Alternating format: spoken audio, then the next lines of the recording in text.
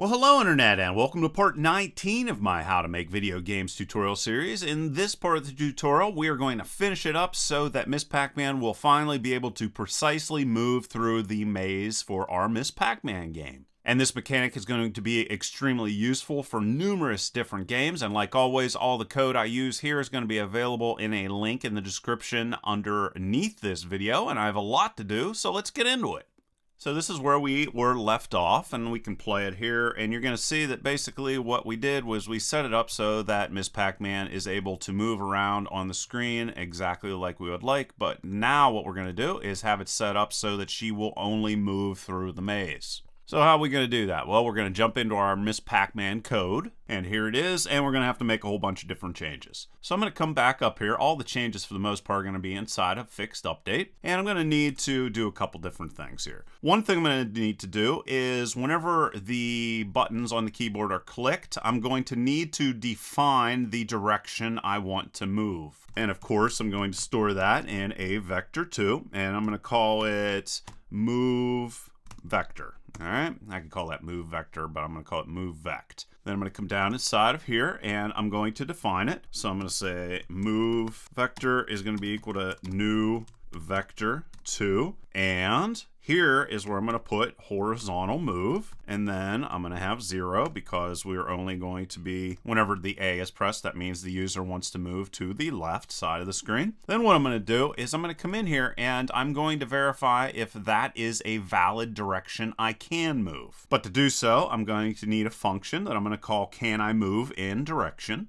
And I'm going to bounce down here outside of my update function, and I'm going to create that function. So what's this guy going to do? Well, it's going to return true or false based off of if I am going to be able to move in the direction that I say I want to move in. So it's going to be a Boolean. I'm going to call it can I move in direction. And it's going to be passed a vector 2, and that's going to be the direction that I'm going to test. Now what I'm going to do inside of here is I'm going to first off get Miss Pac-Man's current position, and to do that it's very easy. You just go, let's call this position is equal to, you just go transform and position. Okay, so we got the current position for Miss Pac-Man. Now what I want to do is find out if there is a point inside of the array that matches up with that. So I'm going to go transform, and point is going to be equal to GameObject, and I'm going to go find, and I'm going to go and get the game board grid so that I can get a hold of my array. So just go dot get component, and game board is the name of that. That's script. That's what I'm specifically trying to get here. Put our parentheses inside of there, and then the name of the array that I want to get a hold of is game board points. And specifically, what I'm going to get a hold of is I'm going to use the XY position of Pac-Man that I have currently. So I go position X, and then do the same thing, int position Y, and I can show you exactly what all this means. So here we'll say game object, and I'm trying to find game board grid, and then game board. I'm going to jump over and show you exactly what I'm referring to. So this is what I'm getting, game board grid, and if you click on that, you're going to see the script is right here, and it's called game board. Okay, so that's what I'm getting, and then I'm specifically, if we jump inside of here again, game board points. So that's the array I defined, and I put a turning point or a pivot point or whatever in each part of the array where one of them exists on our game board. All right, so hopefully that makes sense. Now what I'm going to do is I'm going to say, did I find a point here? So I'm going to say if point is not equal to null, because everything else other than where there is a point is going to have a value of null. If it is not equal to null, then I'm going to say that I want to get the points associated with that specific game object. So I'm going to say game object, and I'll call this point game object is equal to point game object. So I'm getting the game object version of that point, and I need to get that because I then want to go and get the vectors to the next point array that is attached to that point. And I'm going to store that in an array itself. So I'm going to say vector2. This is a vector2 array. And vect, I can just call it the same thing. to point is equal to point GameObject and get component. And what I'm getting is turning point specifically. Whoops, let me spell that right. Turning point, parentheses, and then next, and then vec2 next point. So I'm getting that array out of there and assigning it to this one. All right. Now what I need to do is cycle through the attached vector to next point array and look if I have a match with the direction that the user wants to go in. That's it. So I'm cycling through there to see if I can find what I'm looking for, or the direction I want to go for. And to do that, I just go vect in vect to next point. And then for each one of those, I say if vect is equal to the direction that I want to move. Well, in that situation, I return true because it means it's a valid position that I can move to. And if I go through the whole thing and I don't get a match, well, then I need to return false because that means I didn't find a match. All right, so pretty simple stuff. All right, so now that I have that all set up, what is this giving me an error for? It says not all code paths return a value. All right, let's save that and let's see if that indeed is true. If I missed something here. Ah, I see what it wants me to do. It wants me to come down here, take that out of there, and put the return false there. All right, so now save it, and it should be valid again. Yes, and it looks like it's good. And actually, you know what? I'm going to change this to can, uppercase. So there we go. So we got this guy. Now we can take it up inside of here to our code. And right after this, I'm going to say if, and can move in direction. And I'm going to go move vector. And then I'm going to say that I can move if that was an option. So what I need to do is just go and get all of this stuff. Whoops, I'm going to have to change this a little bit though. I'm going to have to go in here where it has the rigid body's velocity and change that to move vect instead, the direction I want to move. And everything else is exactly the same, I believe, yes. So let's cut that out of there and paste that in there. So if it can't move, it's just not going to move. All right, so pretty simple stuff. Now basically I have to do exactly the same thing with all the other different points. So once again, I'm going to come in here right after the if statement. And I'm going to go move vector is going to be equal to new vector2 horizontal move 0. And then I'm going to say if can I move in that direction? Whoops, I'm going to go and copy this. Can I move? This is a big long name. But it's good sometimes to have long names. All right, can I move in that direction? And I'm going to throw move vect inside of there. And then we're going to go and change this once again to move vect. And then copy all of this out, or not copy it, cut it out of there. And paste it all inside of there. So there, that's good. And I see I got a little error here. That's because I need another parentheses inside of there. Let's go up here and make sure I didn't make that error up here. No, I didn't, so that's good. Let's put that down there to keep all that together. Then I'm going to come down here for the W, which is going to be used whenever we move upwards. Once again, I'm going to say move vect, but in this situation, this is going to be new vector2, and I'm going to throw 0 inside of there, and vert move. So slightly different. I can then change this guy right here to move vect once again. So move vect, come in here again, and I'm going to say if can move in direction. I'm going to throw move vect into there and then go open this up and then cut this out of here and throw it inside of there. Cut that out of there, throw it inside of there.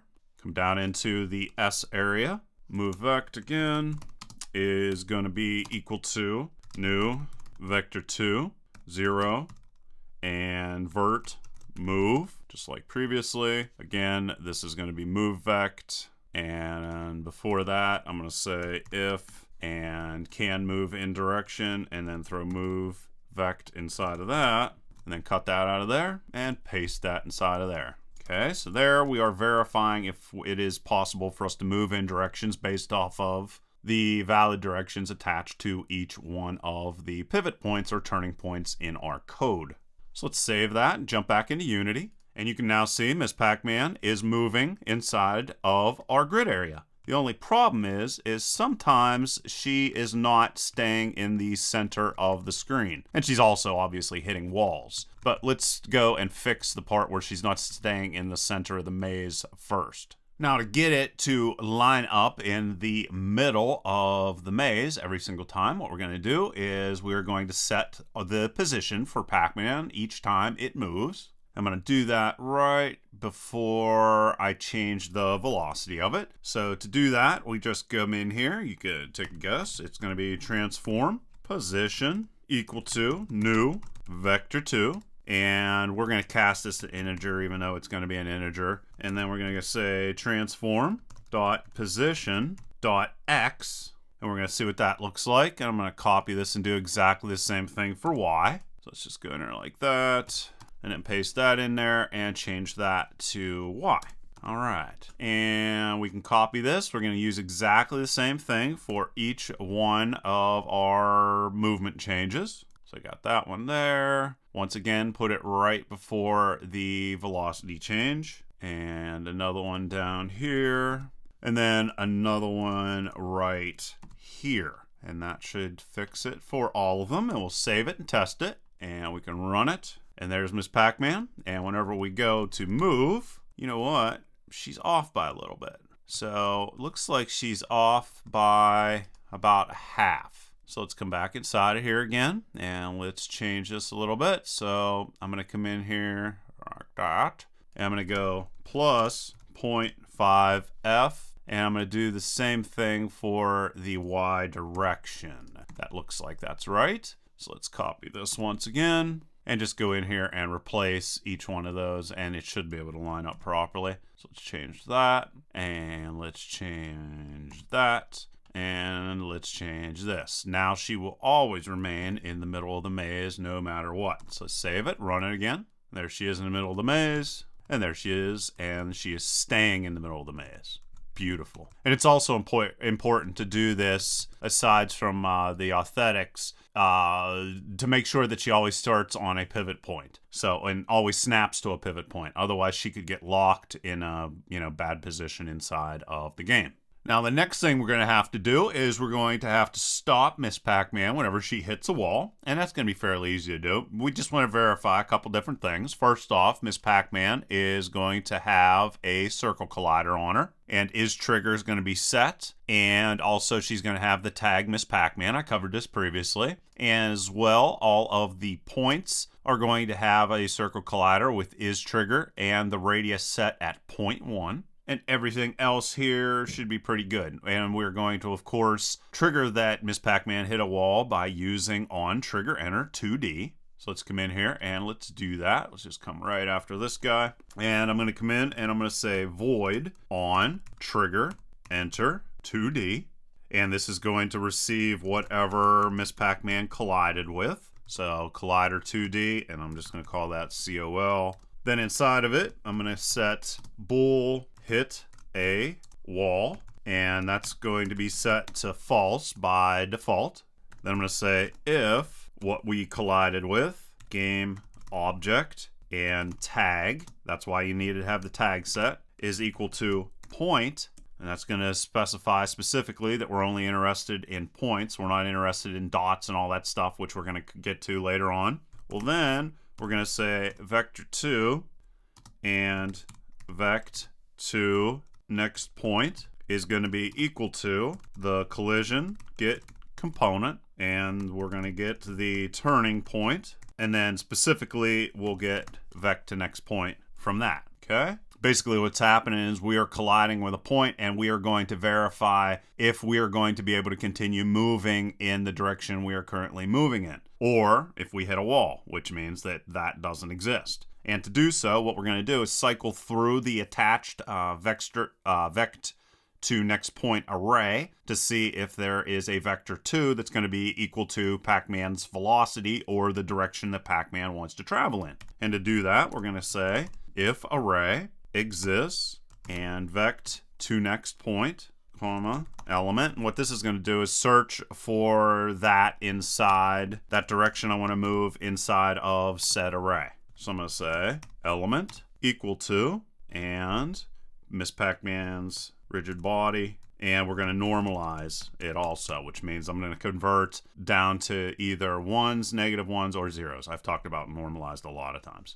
And change this to velocity, normalized, and then there's no semicolon inside of there. What this is going to do then is say hit a wall and we're going to set it to false because that means that, you know, where the direction we want to go is a possible direction for that said thing. Otherwise, hit a wall is going to be true.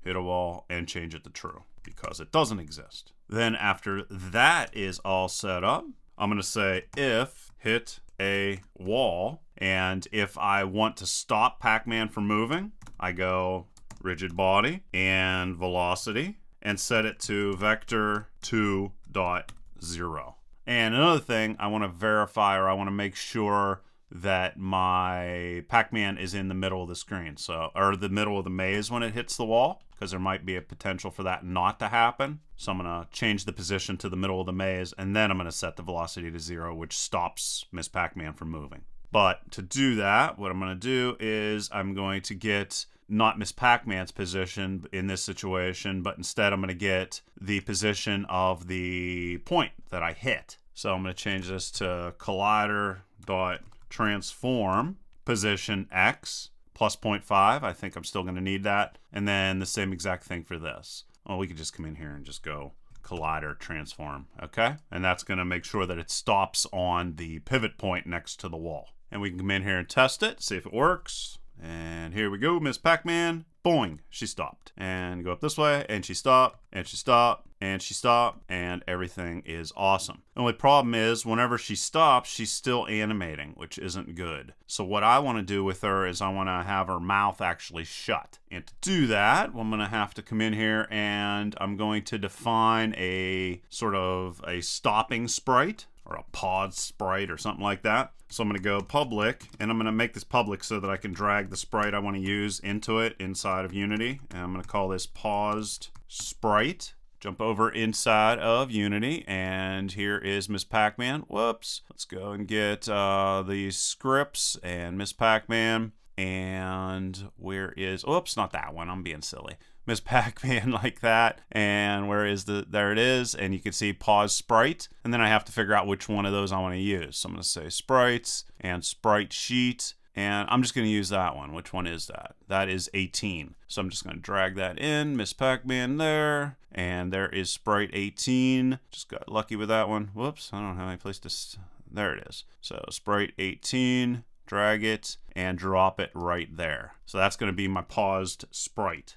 Jump back into the code and jump way down to the bottom, create a function that is going to stop that animation whenever it hits a wall. And what am I going to call this? Let's call this void update eating animation. And it's not going to receive anything. And it is going to say if the rigid body velocity, I can't spell velocity right, velocity, there we go, is equal to vector 2.0, and you know where I set that. Well, in that situation, I'm going to get the animator.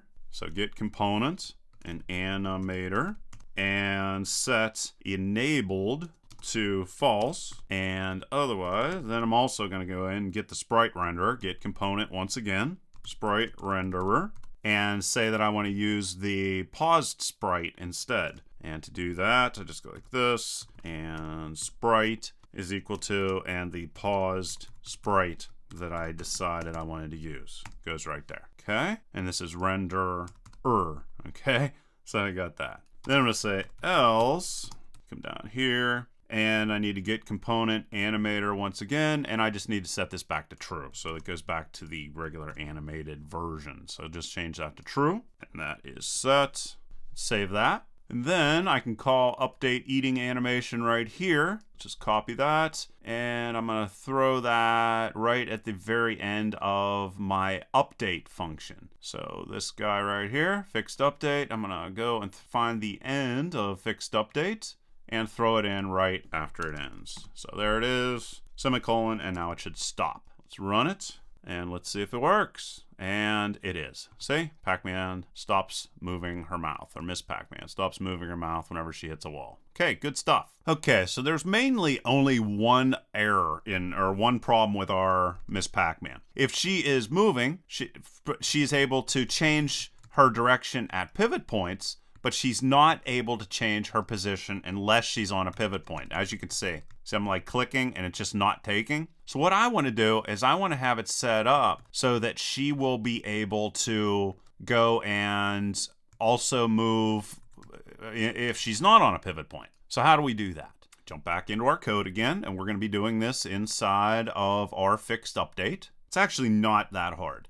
And I'm going to keep this, really the code should be cleaned up a little bit, but I'm going to keep it the way it is because I think it's going to be easier to understand if I just stick with the way I have everything set up. So basically what I want to do is I want to allow it, Miss Pac-Man that is, to reverse directions if needed. So what I'm going to need to do is before I get to testing the input from the keyboard, I'm going to need a way to get the direction that Miss Pac-Man is currently moving in on the X and Y axis.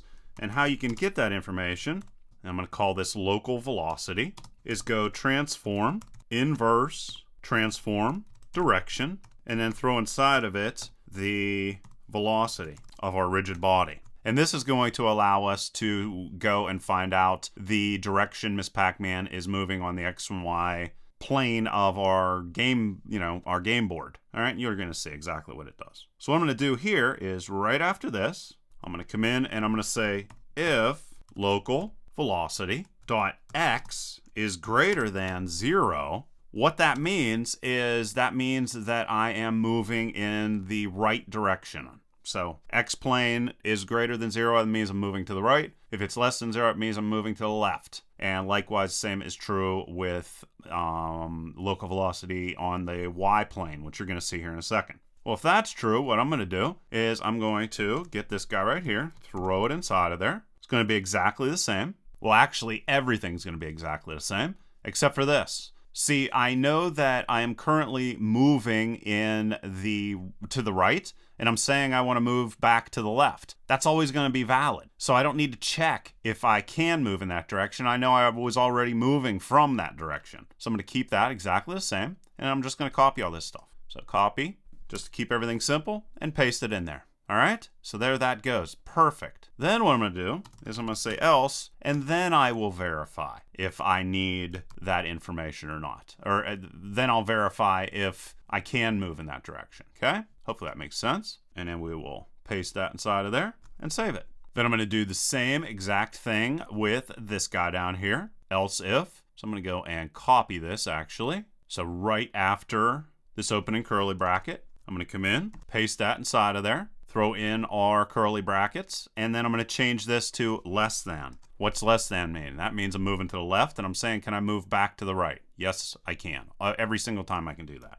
It's also going to cut down on performance issues also. So we're going to go get that guy. Well, let's go and throw that curly bracket down here. And then once again, I'm going to go move vector like this, copy that, paste that inside of there, and then I'm going to get all of this stuff also and copy it and paste it inside of there. So copy and paste it inside of there. All right, good stuff. Then I'm going to say else, and then we will do all the other stuff, the other options. So we'll cut that out of there. And then right after this, we will paste in the other semicolon. All right, and then we'll just continue doing that. Down here, however, it's going to be slightly different. I'm still going to say if and use local velocity, but I'm going to use y in this situation. I'm going to say if it's greater than 0, open that up, but then I'm going to copy and paste all this again. So I'm just going to go copy, throw that inside of there, and then get all this stuff. So all of this, good, copy, come up there, paste that inside of it. And then I'm going to say else, and then I can do the way that is going to make sure there's a pivot. Paste that there. Once again, for the S, come right after this, say if local velocity y. In this situation, it's going to be less than 0. Once again, copy this, paste it in there, and then get all this. And once again, the code could be optimized since I'm doing the same thing twice, but, I'm just going to keep it like this just to keep everything nice and simple. I'm going to say else, like that, cut that out of there, and then come down here at the end of it and throw that in there and save it. And now Pac-Man or Miss Pac-Man should be able to move in any direction regardless of if she's on a pivot or not. And let's see if she can. Yep, look, perfect. Okay, and here we are in a section where there are no pivots and she's moving up and down And we can do the same thing here. No pivots, and she can still move left and right. All right, guys, so there you go. Miss Pac-Man is perfect. She is moving around. She's staying inside of the maze, and this has been a lot of fun, actually, and really am enjoying making Miss Pac-Man. Hopefully you are as well. And like always, please leave your questions and comments below. Otherwise, till next time.